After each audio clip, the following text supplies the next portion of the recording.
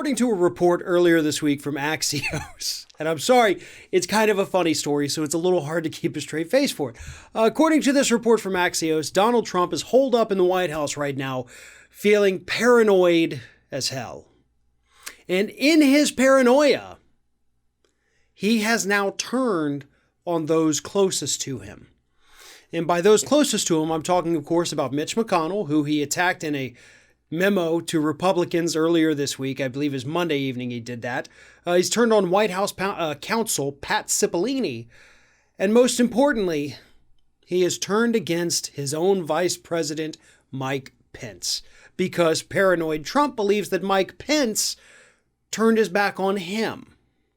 Now, throughout all of this hubbub of election fraud that Trump's trying to sell to the public over the past month and a half, Mike Pence has been relatively quiet.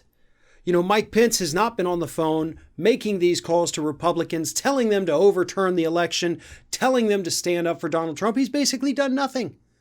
And as we reported earlier this week, he is planning on, confirming Joe Biden's electoral victory on that January 6th session, joint session of Congress, where they're going to formalize the Electoral College vote. He's going to do that, and then he's immediately leaving the country so he doesn't have to deal with Trump.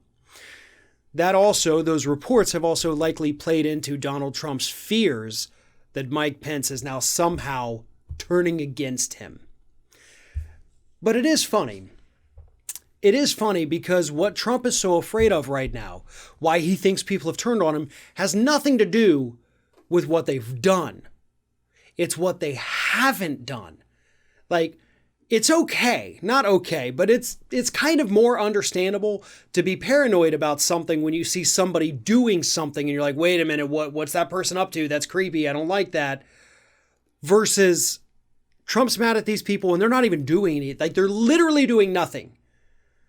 And he says, that's suspicious. You must be against me if you're not doing anything. Because he does want them out there. He wants them out there stoking these electoral fears. He wants them out there pushing these lies that even his favorite media outlets are having to apologize for at this point. There's nothing left for the guy. So he's panicking and he's freaking out and he's lashing out at every possible human being around him. Because he knows at this point he is a rat trapped in a corner and there's no escape. There's nothing he can do to stay in office. It's over. And that reality is finally starting to sink into his head. He knows he can't stave off the inevitable anymore. All of his attempts have failed.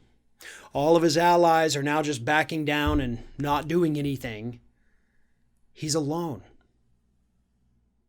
And for the first time, he's realizing how alone he is.